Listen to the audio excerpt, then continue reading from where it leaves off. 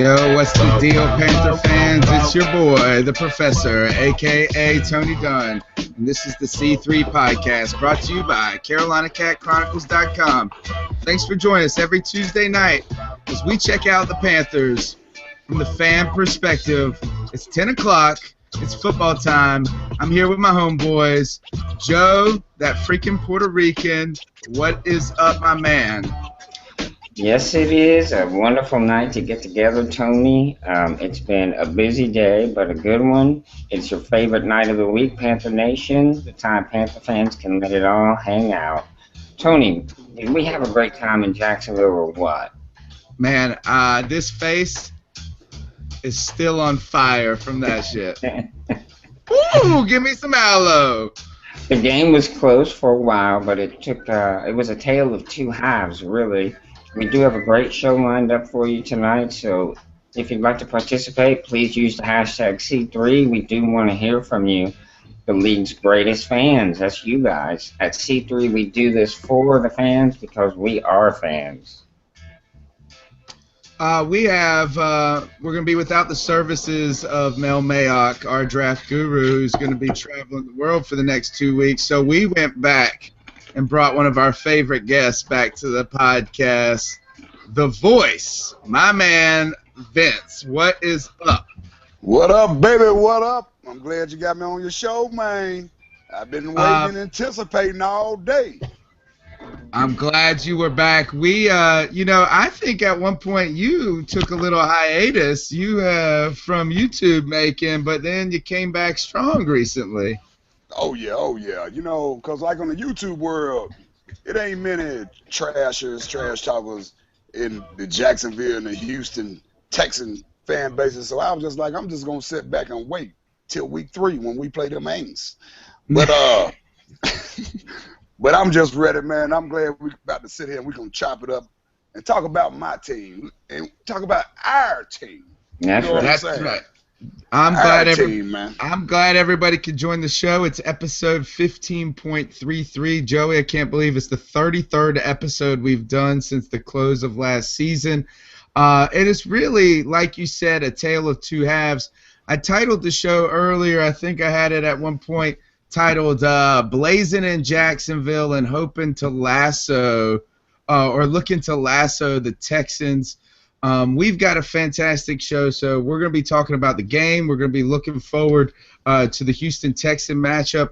Be sure, folks, while you're already watching, I know you're on those new Galaxies, those S6s and all that. Split screen it up and go ahead and follow us on Twitter at cat_chronicles. You can check out Carolina Cat Chronicles to get the links, the RSS feeds for the podcast. Download us on iTunes, Stitcher, TuneIn Radio.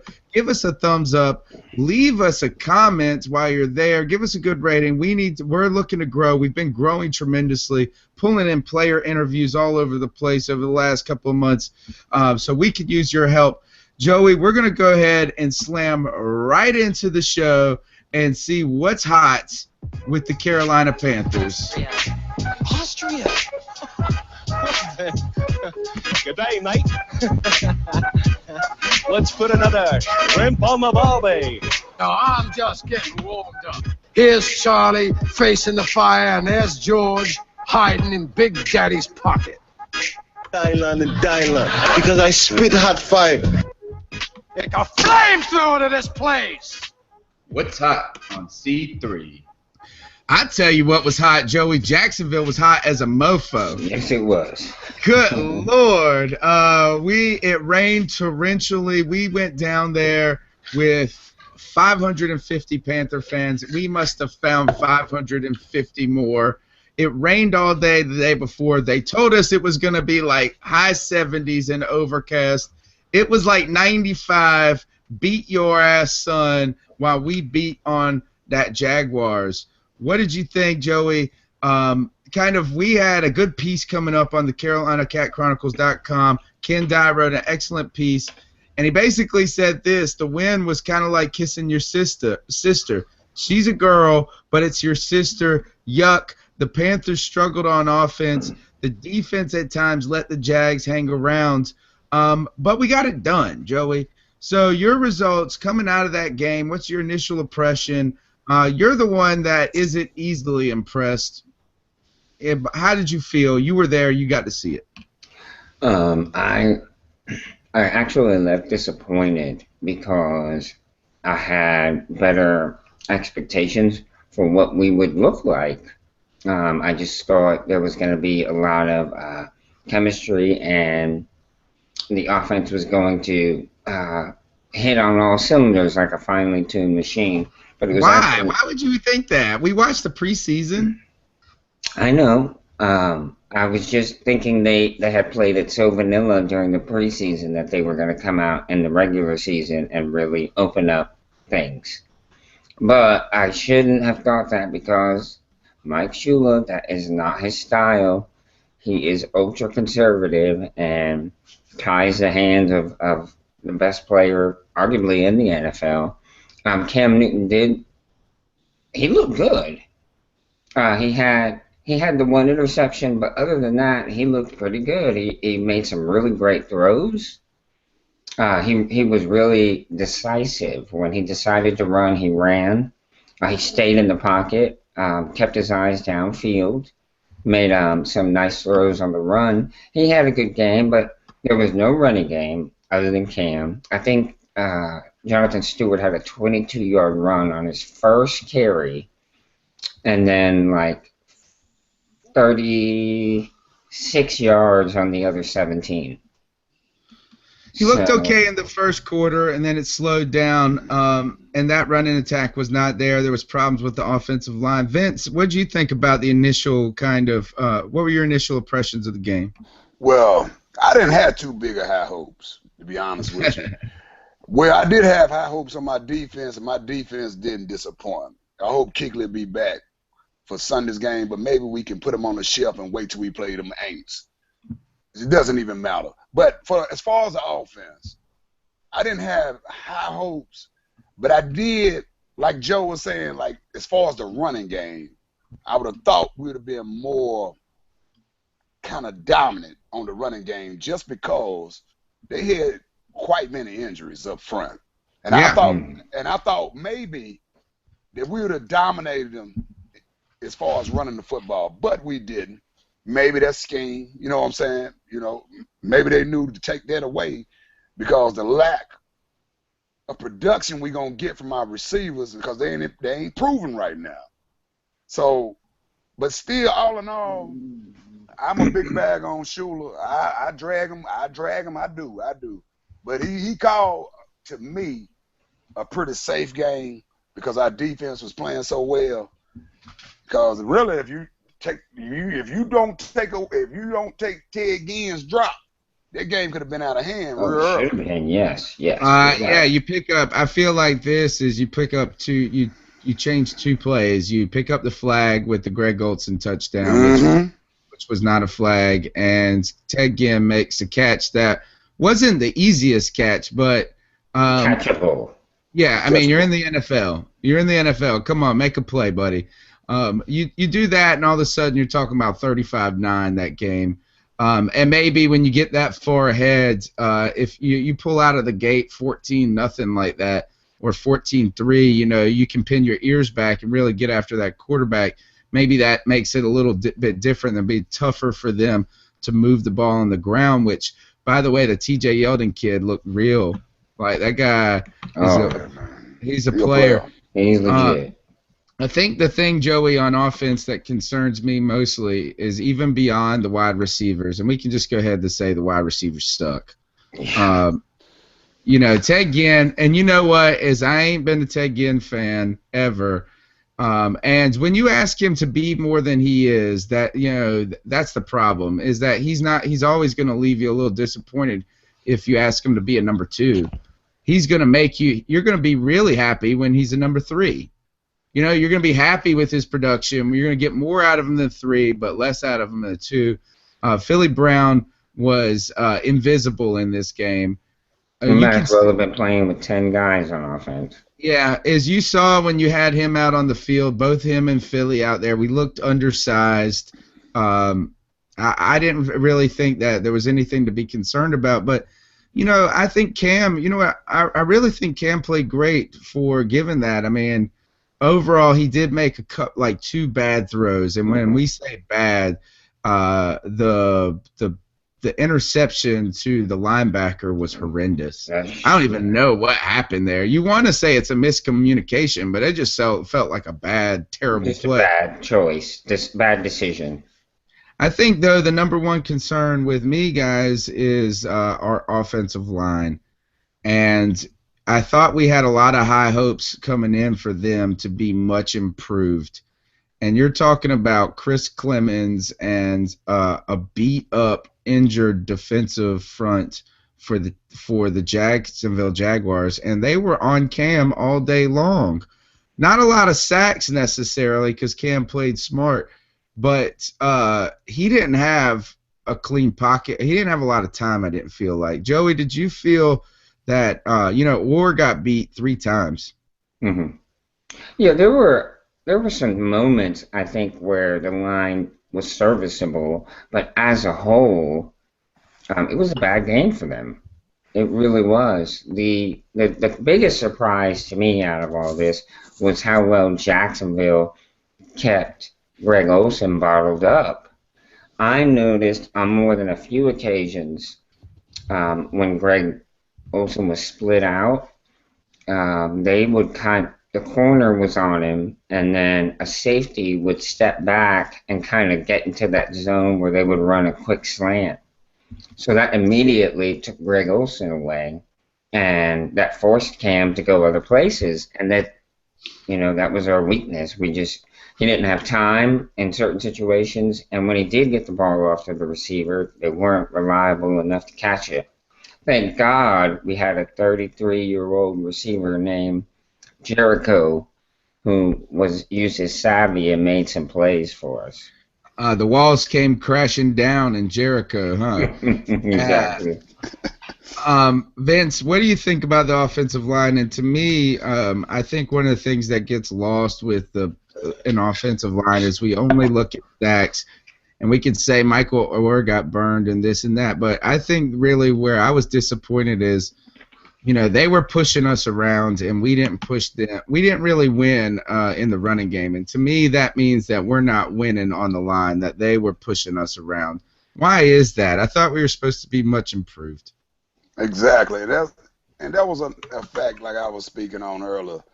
Like up front, man, y'all hit it right on the nail. We should have been pushing them boys around all day, every day, and then I didn't look into it in depth. I thought he had a decent game. I know he gave up one bad play. That spin move. Yeah, he gave up one very bad play. Hell, I can deal with that. Yeah. Hey, we ain't got Baron Bill over there. You know what I'm saying? Right. It's not every play. It's not every play. Yeah. And then Williams, is his name Darrell Williams? That's he it. didn't mess around.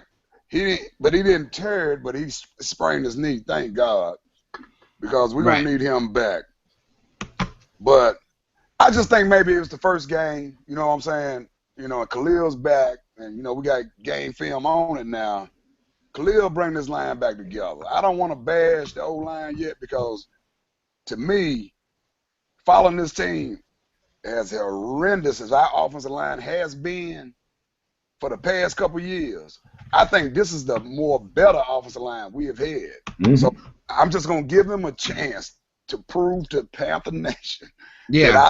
You know what I mean? That I think you're exactly right. They're going to right the ship, man. They're going to right this ship.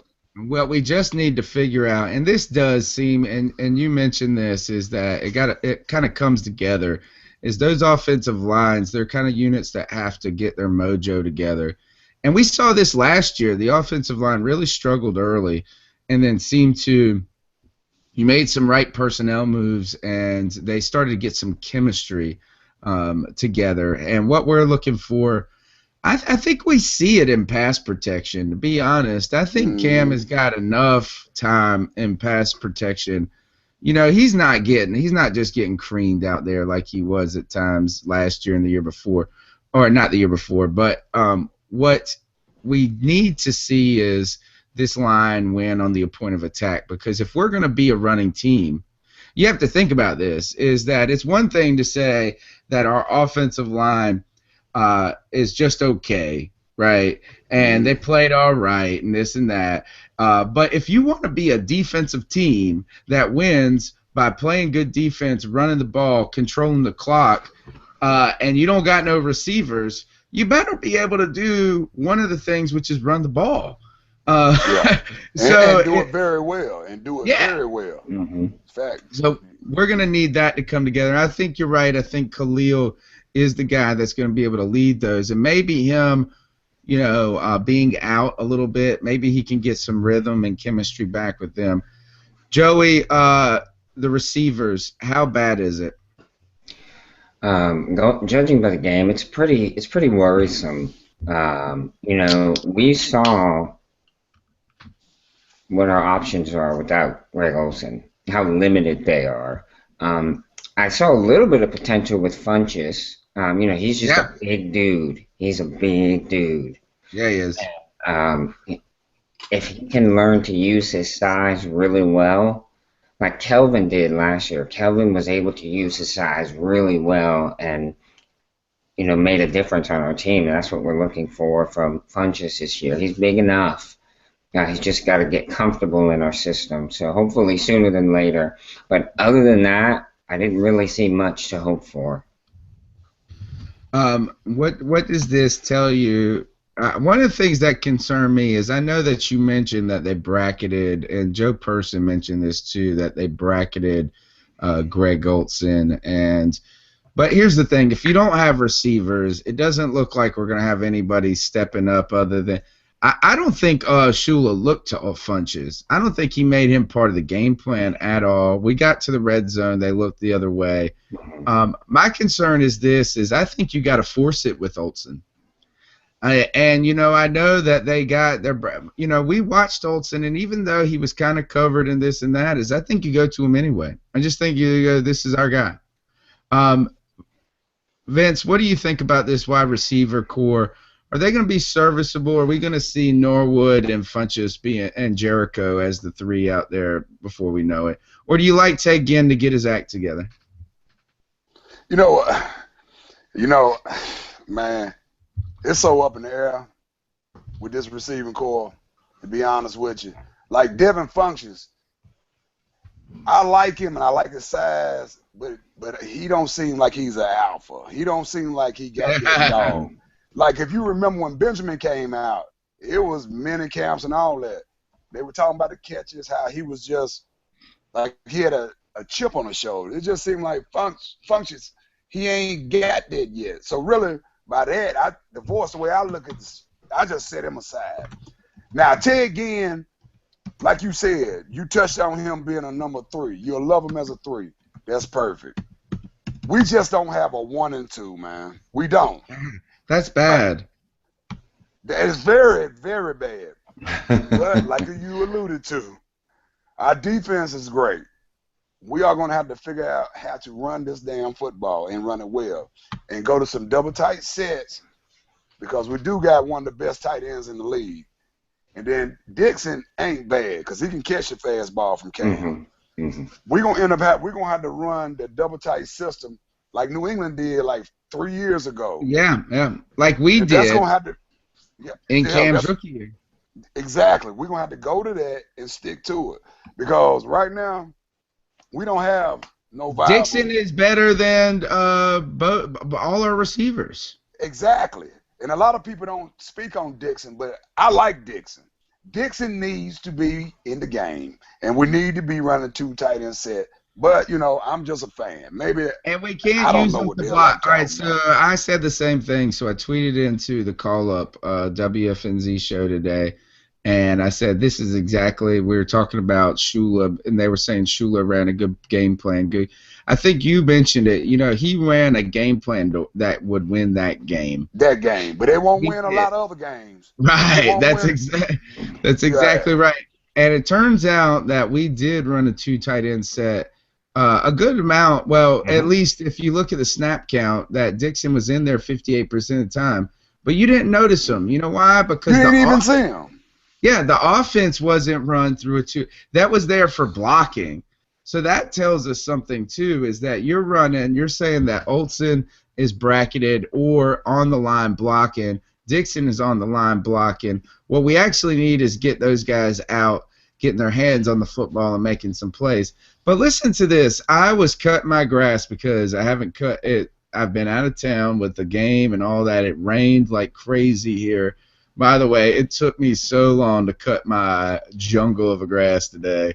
So I'm listening to this podcast, this fantasy football podcast, The Audible, and I actually pulled the lawnmower over and wrote it down because I wanted to say this. They were talking about Baltimore and Steve Smith and the Ravens in that game against Denver, and this is what they had to say about Flacco. They said, this isn't fair to Flacco. You cannot expect him to move this offense when he doesn't have any formidable downfield targets.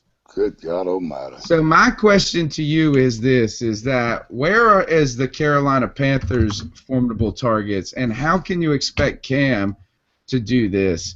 You're not going to hear anybody say that about Cam Newton.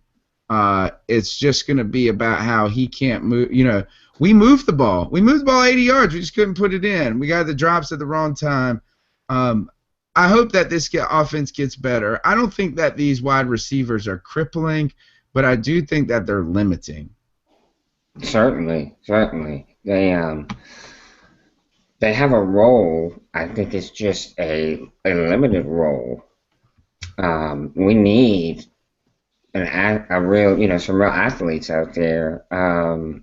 I saw Straight Money mentioned in a tweet that we got to remember Funchess will develop, which hopefully he will, and that Norwood was inactive for this game, which he was. Straight Money thinks it was likely to familiarize himself with the playbook more.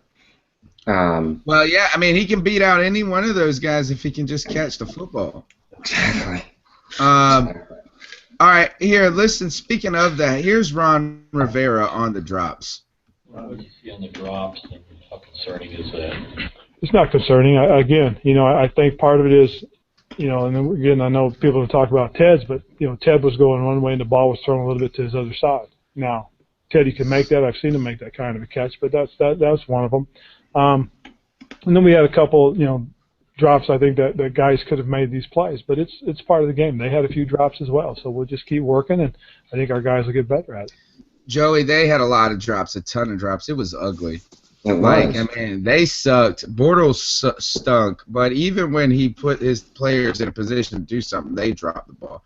I'm on the other side about this. Is you think Ron Rivera is really?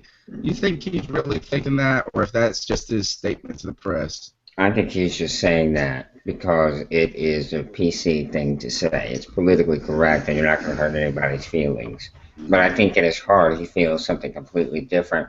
If those catches would have been made by those guys, by the Jags players, we really would have been talking about a completely different outcome. All right, let's flip the talk a little bit and talk about something that's more exciting. Something more positive and upbeat. More positive, Joey. And what is more positive than the offense in Carolina? The defense. All right, let's talk about this defense. Guys, we held them to 9 points. I know. Look, let me go ahead and be the damper, like the guy that dampens the spirits on this, is that we held the team that was 31st in the offense last year to 9 points. But we did it, right? Addison had 2 sacks. Luke got 1. TD got 1. Big Money also got the Bortles. There's a lot of sacks. They came late. I think 2 or 3 of those were legit pass rush sacks, but the other were kind of coverage sacks. I think that tells us something about our secondary being improved. And Ron Rivera spoke a lot in the press conference. He really singled out Coney Ely as being a player that his stat sheet did not reflect how well he played. I'll start with you, Voice. What were you expecting? Is this what you expected from this defense? Oh, yeah. I expected it, man, because, frankly, I didn't see Jacksonville scoring 6 points, man. And I was upset they got 9, to be honest with you. Right. They weren't supposed to get and they weren't supposed to get a touchdown, man. But anyway, our defense, in my eyes, is Raven-esque. We got the pieces for it, and there's a lot of younger people that's listening to this. I know you guys know what I talk about when I say Raven-esque. I'm talking about that Ravens defense when they went to the Super Bowl and their offense was trash. Like 2000? Yeah, 99, 2000. Yeah, 2000. Yeah. It was 2000. And we got the pieces for that with Peanut and Josh, and then our front seven. We got the pieces because our defense can dominate. Panther fans, think about it. Hey, let me speak for a second, Joe. Check this out. Look at the schedule. With a defense, if our defense is playing its A game, y'all tell me one team, if we on our A game and our offense is still struggling, what team we can't beat? We in every game. Mm-hmm. Just because if that defense is on its A game, mm-hmm. we are in every game. It's just our concerns is our offense. I was a little disappointed that they scored 9 points, but I'll take it because it is the NFL team and we did that on the road. But I'm high on this defense. It's been our calling card for the past 4 years, man. I love this defense. We just need a little help on offense. But we're going to keep this on the defense. But I think I'm with you is that this defense, and by the way, people are making fun of my suntan. Oh, yeah. That was the first thing I said to you. What was the first thing I said to you? When we was waiting to go live. Is that it must have been hot down in Florida. It was sunny in Florida, and the defensive performance was sunny. Right, the outlook of this defense was bright, as bright as my face, as Susan would say. What up, Susan? What up, Abby? I know. Hey, Abby, hey, Susan. They know. He know. All right, so this, I think some things, the defensive pass rush wasn't really there in the first half. I thought we were going to take a little bit more advantage of them early. Is that, Joey, am I still breaking up? A little bit. Okay. Well, you carry us then. Yeah, the defense was definitely what kept us in the game. Tony, you even mentioned, I want to say it was last week or maybe the week before, that if our defense is playing at their best possible level, it's a race to 20 points. The first team to 20 is going to get the win. And that was us this particular week. Really, I guess the star of the game, should have been player of the game, clearly was player of the game, was Stormin' Josh Norman. It seemed early that the Jags were kind of picking on him, sort of, I guess trying to make him prove all the hype. But he definitely made them pay for their foolish ways. He had a forced fumble, 5 tackles, a fumble recovery, and a pick 6. That really does make for a full day's work. Just played lights out, man. That pick 6 was certainly the turning point in the game. Mm-hmm. That was the thing that kept us around, or that actually brought us out. I mean, that was it. Right. That was a nail. Go ahead. Yeah. Go ahead, Vince. Yeah, that was a nail in the coffin. When he got that pick 6. And he called it out like he was even wondering like, damn, excuse me. He was wondering like, why are they talking to me like this? And when he got that pick 6, that was nail in the coffin. That was it. Like they were throwing at him a lot, and I was tripping. I was like, what in the world? They playing with fire. Right. Yeah. Right. They and he spoke on this earlier today about how they tested him. They threw at him 7 times in that game in the first half or something like that. They and he said he's not used to it. Mm-hmm. He said that he said I'm not used to being thrown at like this much, but he liked it because it got him in the game. Now speaking of Josh Norman, did you guys hear he admitted to gouging people's eyes in the pile? No, he didn't. Yeah. Yeah. I heard it. Yeah. His interview with McAttack this morning.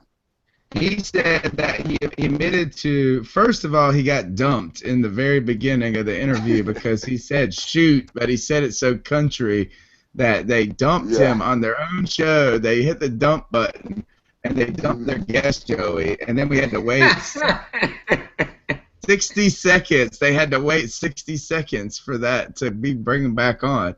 So then they just talked about it. Then he goes on to say that down in the dog pile, that he was in a foxhole and that he admitted to gouging at people's eyes. Is this something that you say? No. No, you don't. He's in a contract here. He's in a contract. I think he was sleepy. Voice, tell us. You know this. You can tell us. What is an athlete? They do these types of things. We know this happens. But does Josh Norman just need to? What does he need to do? Because he needs to get paid. He needs to get paid. Look, he don't need to be so real, because I heard that interview when he was telling how the ball had changed hands. Like Benet, he had a chance of getting it herd-headed, and then Benet had pushed it back towards him. And the way he was able to get the ball out was by gouging at Hurd's eyes. That's how it went. And I was like, man, dang, man, why you even tell that story now? Why? You shouldn't be saying that. Yeah, but he was like, it's a lot of things. But he's so honest. He's country. He's country, because I'm country.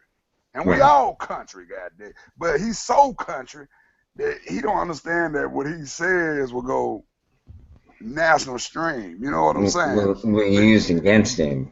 Yeah, and they'll be used against him, because he was talking about all the bad things that happens down there in the bottom of a scrum trying to get the football. But luckily he came out with it. But this joker, he gonna get paid from somebody. Mm-hmm. He's too honest, like you said. Yeah, and he's too honest, man. You just don't tell them people. You don't tell everybody that, man. And he's got to get that money. All right. The other thing is, Susan said this on Twitter. She said one of the best games she ever was that 10-9 win over San Francisco. Oh my God, Susan! In 2013. Oh my God. Go ahead. I'm sorry. So, and she said this team is about winning on defense. Going back to our Super Bowl. Going back to our Super Bowl win or Super Bowl visit in 2003, we also beat Tampa Bay by 12-9 one game by blocking all those field goals. So at that point is that this defense can put us in a position to win. And my point, Joey, and if you can hear me, and I know my microphone is causing problems. I've got lots of problems over here today, other than my sunburned face. Is that I also got this strange speck on my camera, this black thing. I don't know what it is, like a bug crawled in my computer and got inside. But anyway, the whole point is that the defense, what I've learned from this week, especially from going back to that Pittsburgh game, Joey, we talked about this when we were on the road traveling, what we could learn from the Pittsburgh game against New England. And that is, I would much rather have a good defense, a really good defense and a mediocre offense than I would to have a really good offense and a mediocre defense, because you can run the ball, you can do all the right things, you don't plug it in the end zone, all of a sudden you get beat. Look at Indianapolis. Look at Indianapolis. Look at who went to San Francisco last night. Minnesota had troubles. Also, you look at. So we're in a good spot. That's what I'm trying to get to with this. This defense is going to be there. Joey, any concerns about? I guess not. I didn't see any Shaq Thompson. 25%. Only 20. I think it was only 13 plays. 25% of the time, Shaq Thompson. Were you surprised we saw so little Shaq? I was, but I think Ron Rivera kind of addressed that in his presser and was saying it was just the situations that they were put in. The situations that they were put in, they felt they needed other personnel in there to maximize, their defense against what the Jags were showing them. And that to me is kind of curious, because I thought they got Shaq to stay in most of the nickel situations because he was such an outstanding safety slash linebacker. Maybe it's familiarity with the defensive playbook or his role in the defense. Maybe he's not 100% comfortable with that. But really, it seemed to me you want a big, fast guy out on the field when they go 3 or 4 wide. Because good Lord knows, Yeldon was eating them up at some points. Yeah. Vince, are we going to see Shaq be a bigger part of this game plan as we play more like a team like Seattle with Jimmy Graham and some other teams like that? Yeah, that's what they brought him here for. These big tight ends. That's why I really wasn't tripping off him not being on the field against Jacksonville because they really ain't had no big threat tight end. They brought Shaq, and we spent a first round pick on a linebacker just to cover these big time tight ends. But it's a lot of teams that got them. Right, there is. Pretty decent. Right. And if you look at fantasy football stats from this week, Joey, can you hear me okay? Because I tried plugging it in. I can hear you. It's still a little, you're still breaking up a little bit. Yes, it's static. Yeah. Yeah. Well, we are having Joey. There are a lot of tight ends out there, and you saw this. A lot of tight ends carried it in fantasy football this year, this week. So that's a good thing. All right, let's go ahead and jump. We're gonna kind of skip through some stuff. We're already at 10:40. Let's go ahead and talk about this Houston game, Joey. We are going to be playing an opponent that has a big pass rush, a strong pass rush with J.J. Watt and Jadeveon Clowney. Can you compensate for that, and how do you do it if you're having trouble blocking? You're going to have to use a running back to chip to come in and step up and give them a hand, and you may have to even bring in 2 tight ends to help with Clowney and Watt, because potentially if Clowney is as good as I've seen him, I went to the South Carolina Pro Day a couple years ago and saw him, and he's just freakish. It's freakish how big and fast he is. So yeah, you might have to use 2 tight ends. You're gonna have to bring the running back over to help him block in passing situations. This is gonna present a real challenge for Shula. I can't wait to see what he comes up with. I think I might have found the problem. Does that sound any better? No, not yet. Yay, not yet. All right, well, you just carry us. Joey, also, but then you keep carrying the conversation then. Yeah, not only do they have the 2 ends, but they did pick up Vince Wilfork this offseason, too, to kind of stuff the middle. Yeah. And, he's definitely not the player he was a couple years back, but nevertheless, he's still like 350 pounds or something like that. Mm-hmm. You still got to double them. Yeah. And to piggyback on what you were saying, Joe, like we're gonna end up having to bring them double tights in, kind of be like a max protect to a point. But when we want to really run the ball, now watch how we use Mike Tolbert. When you see Mike Tolbert in the backfield, like we in a power eye, we're gonna end up running a lot more trying to run the football because they're gonna have them pass rushes. We're gonna really have to run the football. So Tolbert is gonna be in the backfield. He's gonna earn some money this week.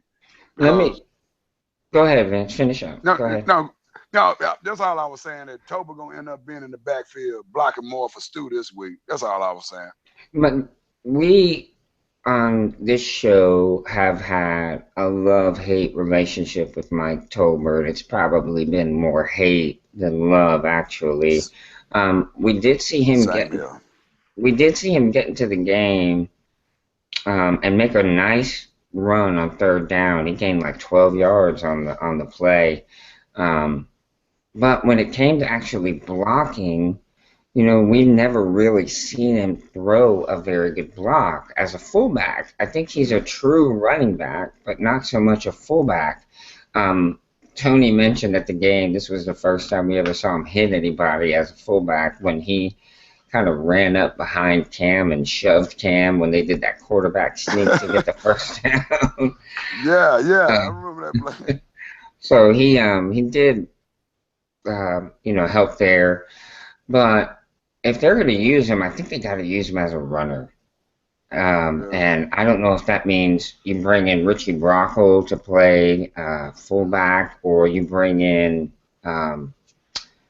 what's his name? We were just talking Dixon, and have him come in as fullback. Yeah, because they played him something at fullback last year. Right, and just try to pound the ball with Tolbert. So it really is going to be. I don't envy Mike Shula this week because he's going to have some serious game planning to do playing against Houston. That front defensive line they have is very formidable. And Cushion's still there. Yes, he is. And have you watched any of the Hard Knocks? No, I don't. No? I don't watch this. I don't watch the Hard Knocks, man. They dial it up. They dial it up like Barbie dolls. The voice I can't do that Hard Knock stuff. I gotcha. Well, it was the Houston Texans this year. And Cushing is one very intense kind of guy. When he's out on that field, he's all business, like very focused. So him being there does present another problem for the Panthers. But yeah, I think if we run the ball and control the clock and keep the defense off the field, we'll be in good shape because their offense, they sputtered last week and they were down, I think, like 27-7 or something like that, and ended up coming back. Yeah, I seen that. And that's why I think we will win this game. I don't know if we gonna have a prediction side of it. I think we will win this game. Mm-hmm. It's gonna be close. Mm-hmm. We'll win by 6. And because the home energy is going to prevail us on this game. Now, this would have been a bad matchup. This would have been a very bad matchup in Houston. On the road. For their home opener. Yeah. You understand? Yeah. So I am real confident that we'll be able to pull it out this week. But we kind of got lucky on this end because it's still fresh in the year, and anything can happen on Sundays. You know what I mean? Yeah. Yeah, I think we have a real good shot too. Home field being a huge advantage for us here. Let me ask you: have you heard anything further about Luke Kuechly and his concussion or anything like that? Yeah, I've been on it all day. They saying he's just in the protocol. Okay, so they're sticking to that story. They sticking to that story. So they ain't like normally we would hear stuff in the Charlotte area before everybody else. Mm-hmm. But no, they just sticking to he's in the protocol. But they were saying the same thing with Josh Norman, right? Right, when he got concussed in that